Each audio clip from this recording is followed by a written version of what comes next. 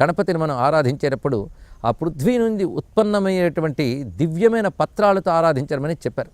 అందులో ఏకవింశతి సంఖ్యాప్రియుడు గణపతి. అందుకు ఆ 21 రకాలైనటువంటి దివ్యమైన పత్రాన్ని సమర్పించడం అనేది ఆ విధంగా ఏర్పాటు చేశారు. ఇందులో ప్రతి పత్రానికి ఒక్కొక్క ప్రయోజనం ఉన్నది.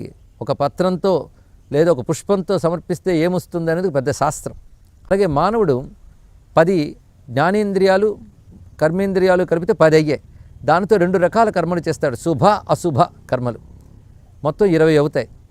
వాటికి మనస్సు తోడవుతుంది, అంటే 21 కలిసే. ఇక్కడ 21 కర్మలని కూడాను భగవంతునికి సమర్పించడం అనేదే ఈ ఏకవింశతి పత్రముల్లో ఉన్నది.